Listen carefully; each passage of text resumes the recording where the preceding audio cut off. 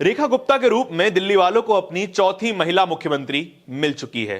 11 दिन लगे विधायक दल की मीटिंग में वे विधायक दल की नेता चुन ली गई हैं। क्या ये असल में विधायक दल की नेता हैं या फिर केंद्र से भेजी हुई एक पैराशूट लीडर हैं? पहली बार की विधायक हैं और पहली बार की विधायक बनते ही मुख्यमंत्री बन जाना कुछ असामान्य दिखाई देता है। रेखा गुप्ता ने जो जो पिछले दिनों कहा है, जो जो पोस्ट किया है, उसके बारे में भी इस वीडियो में बात करेंगे और यह भी बात करेंगे कि आखिर क्यों बीजेपी ने यह चुना कि पहली बार की विधायक को मुख्यमंत्री बना दिया जाए। असल में यह एक पुराना पैटर्न है। बीजेपी ने रेखा गुप्ता को मुख्यमंत्री बनाने से कई सारे समीकरण भी साध लिए हैं। क्या है वो समीकरण, इसके बारे में बात करेंगे। नमस्कार, मेरा नाम है धारण, आप देख रहे हैं बोलता हिंदुस्तान। रेखा गुप्ता को मुख्यमंत्री बना दिया गया है। इससे बीजेपी ने कई सारे समीकरणों को साध लिया है, कई सारे राजनीतिक समीकरणों को एक साथ बिठा लिया है। वो क्या है राजनीतिक समीकरण? पत्रकार अभिनव पांडे लिखते हैं इसी समीकरणों के बारे में। रेखा गुप्ता को सीएम बनाने से बीजेपी ने एक साथ कई समीकरणों को बैठा लिया है। केजरीवाल वैश्य की जगह वैश्य मुख्यमंत्री, आतिशी महिला की जगह महिला मुख्यमंत्री। एबीवीपी के कार्यकर्ताओं में धैर्य आ चुका है कि अगर मेहनत करी तो मुख्यमंत्री भी बनाए जा सकते हैं। संगठन में चुपचाप काम करते रहिए, रिवॉर्ड जरूर मिलेगा। आरएसएस से नजदीकियां कहीं ना कहीं फलीभूत जरूर होंगी। ये 5 पॉइंट रेखा गुप्ता पर एकदम सटीक बैठते हैं। अरविंद केजरीवाल जो कि वैश्य समाज से आते थे, मुख्यमंत्री बने, फिर से अब एक वैश्य समाज की मुख्यमंत्री बना दी गई हैं। आतिशी महिला थी, तीसरी महिला मुख्यमंत्री और चौथी महिला मुख्यमंत्री ही भाजपा ने बनाई है। एबीवीपी के कार्यकर्ताओं में एक धैर्य स्थापित हो गया है कि लंबे समय तक अगर संगठन में टिके रहे तो ऊंचे पद पे बैठाए जाने की संभावना बढ़ गई है। रेखा गुप्ता भी 1996 से एबीवीपी और आरएसएस के लिए काम करती आ रही हैं। 3 बार की काउंसलर रह चुकी हैं, 1 बार की विधायक रह चुकी हैं, अब सीएम बना दी गई हैं। यह भी बताया जा रहा है कि आरएसएस से नजदीकियां रेखा गुप्ता के सीएम बनने में बड़ी मददगार साबित हुई हैं। यह भी कहा जा रहा है कि आरएसएस ही वो संगठन था जिसने रेखा गुप्ता का नाम सीएम पद के लिए प्रस्तावित किया था। लेकिन खबरें यह भी हैं कि खुद परवेश वर्मा ने आरएसएस की चिट्ठी भाजपा तक, केंद्रीय नेतृत्व तक पहुंचाई थी। लेकिन क्या असल में रेखा गुप्ता दिल्ली की एक मजबूत महिला मुख्यमंत्री की तरह दिखाई देंगी, जैसा सुषमा स्वराज दिखाई दी थी, जैसा शीला दीक्षित दिखाई दी थी, या फिर जैसी आतिशी कुछ हद तक दिखाई दी थी? ऐसा नहीं होने वाला है। भाजपा की जरूरत है एक कठपुतली मुख्यमंत्री। तमाम राज्यों में आपने देखा है कि कठपुतली मुख्यमंत्री बनाए गए हैं। राजस्थान में देखिए, भजनलाल शर्मा को मुख्यमंत्री बनाया गया, लेकिन उनके बनिस्बत भाजपा के पास एक मजबूत चेहरा ऑलरेडी मौजूद था। वसुंधरा राजे सिंधिया बड़ी राजनेता हैं, राजस्थान की बड़ी नेता हैं, और उनको साइडलाइन कर दिया गया और भजनलाल शर्मा को मुख्यमंत्री बना दिया गया। राजनीतिक कद की बात करें तो भजनलाल शर्मा वसुंधरा राजे सिंधिया के सामने कहीं नहीं टिकते। ऐसा हुआ मध्य प्रदेश में। शिवराज सिंह चौहान 27 साल के मुख्यमंत्री को हटाकर मोहन यादव को मुख्यमंत्री बना दिया गया। कारण था यादव समाज को साधना, मध्य प्रदेश के भी, बिहार के भी और उत्तर प्रदेश के भी। ऐसा ही हुआ छत्तीसगढ़ में भी। रमन सिंह को साइडलाइन कर दिया गया और विष्णुदेव सहाय को मुख्यमंत्री बना दिया गया। रमन सिंह एक राजपूत चेहरा थे, लेकिन उनकी जगह एक आदिवासी चेहरे को लाया गया। रमन सिंह का भी राजनीतिक कद विष्णुदेव सहाय से कहीं ज्यादा बड़ा दिखाई देता है, लेकिन वहां पर उनको साइडलाइन कर दिया गया।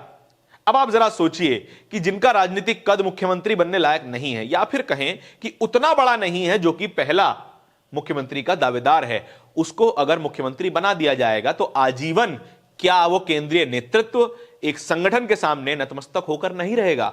ऐसा ही कुछ रेखा गुप्ता के साथ हो रहा है।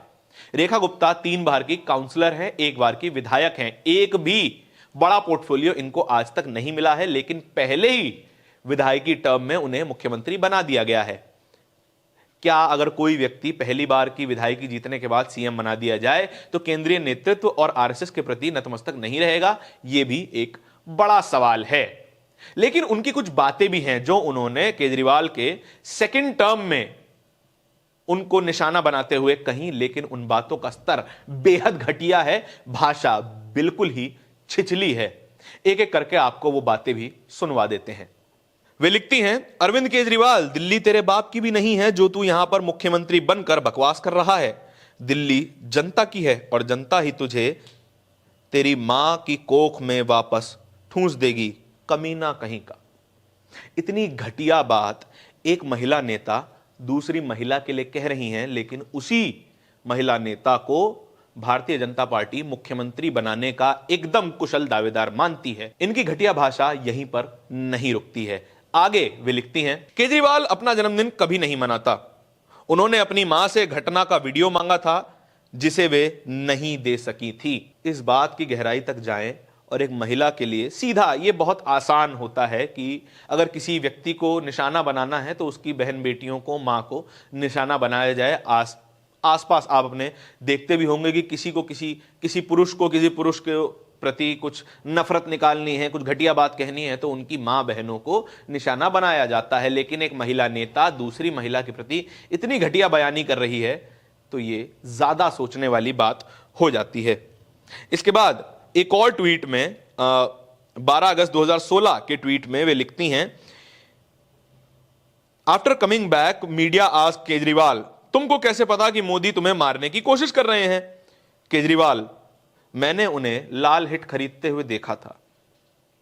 चलिए, राजनीति में जोक परिहास चलता रहता है, होना भी चाहिए, लेकिन अगर जोक्स का स्तर, परिहास का स्तर भी थोड़ा अच्छा हो, थोड़ा बेहतर हो तो ज्यादा वाहवाही मिल जाती है। सस्ती वाहवाही के लिए यह कोई पहली बार नहीं है जब बीजेपी का कोई नेता इतनी घटिया बयानी कर रहा हो। तमाम केंद्रीय मंत्री, तमाम विधायक, तमाम बीजेपी के नेता इस तरह की भाषा का इस्तेमाल करते हुए आए हैं और ये बीजेपी की ज्वाइनिंग और बीजेपी के सदस्य बने रहने के लिए एक एलिजिबिलिटी पॉइंट बन गया है। बीजेपी का सदस्य बनना है तो आपको घटिया बयानी करना आना चाहिए। इन्हीं बयानों पर डॉक्टर मुकेश कुमार लिखते हैं, ये हैं दिल्ली की भावी मुख्यमंत्री रेखा गुप्ता। इनके ट्वीट पढ़कर इनके स्तर का अंदाजा लगाया जा सकता है। बहुत घटिया विचार और उससे भी घटिया भाषा। बताया जा रहा है कि ये खानदानी संगी हैं, मायके और ससुराल दोनों ही पक्ष से संगी हैं। अब जब मामला इतना संगी है तो संस्कार भी वैसे ही बनेंगे। बात साफ है कि इस तरह की भाषा हमने संघ और भाजपा में देखी है। इसी बात पर आश्चर्यचकित होते हुए सीनियर जर्नलिस्ट, वरिष्ठ पत्रकार अजीत अंजुम ये लिखते हैं, सही में ये रेखा गुप्ता के ही ट्वीट हैं, यकीन नहीं होता। कोई बता सकता है क्या? अजीत जी, ये बात साफ है, आपने लंबे समय से राजनीति को फॉलो किया है, राजनीति को कवर किया है और आप भी ये बात जानते हैं कि भाजपा की ये यूएसपी है, भाजपा नेताओं की यूएसपी है कि कितनी घटिया स्तर तक वे जा सकते हैं। सुप्रिया श्रीनेत, कांग्रेस नेता, इसी बात को आगे बढ़ाते हुए लिखती हैं, दिल्ली की नई मुख्यमंत्री के पुराने ट्वीट को देखकर जिन लोगों को आश्चर्य हो रहा है वे किस दुनिया में हैं? भाजपा के बाकी मुख्यमंत्री, दर्जनों केंद्रीय मंत्री और अधिकांश विधायक भी इसी तरीके की भाषा का इस्तेमाल करते हैं। घटिया, इनका वजूद ही नफरती सोच और जहरीली भाषा है। वजूद ही जहरीली भाषा है और रेखा गुप्ता इस बात को पूरी तरीके से सत्यापित भी कर देती हैं। रेखा गुप्ता का मुख्यमंत्री बनना भाजपा में कोई नई बात नहीं है, क्योंकि भाजपा ने ऐसे मुख्यमंत्री भी देख लिए हैं जो केंद्रीय नेतृत्व पर हावी हो जाते हैं। योगी आदित्यनाथ, उत्तर प्रदेश के सीएम, कहीं ना कहीं वे भारतीय जनता पार्टी के केंद्रीय नेतृत्व पर हावी होते हुए कई बार दिखाई दिए हैं। ए.के. शर्मा का ही किस्सा ले लीजिए। गुजरात के आईएएस अधिकारी को वीआरएस दिलवाकर उत्तर प्रदेश भेजा गया, कहा गया कि इनको एक बड़ी जिम्मेदारी दीजिए, लेकिन योगी आदित्यनाथ ने साफ मना कर दिया और केंद्रीय नेतृत्व के सामने छाती चौड़ी करके खड़े हो गए। लेकिन ठीक 24 घंटे बाद ही योगी आदित्यनाथ अमित शाह के घर पर उनके कमरे में कुर्सी के किनारे बैठे हुए थे। असल में भारतीय जनता पार्टी इन सब सिचुएशंस को अवॉइड करने के लिए कमजोर सरकारें चलाना चाहती हैं, जहां पर मुख्यमंत्री कमजोर हो, केंद्र के सामने झुका रहे। उसी कड़ी में रेखा गुप्ता भी सीएम बनाई गई है। आपके रेखा गुप्ता के सीएम बनने पर और इस पूरी वीडियो के बारे में क्या विचार है, कमेंट सेक्शन में जरूर बताइएगा। इसी तरह के वीडियोस और भी देखते रहने के लिए बोलता है हिंदुस्तान को सब्सक्राइब जरूर कर लीजिएगा। बहुत बहुत धन्यवाद।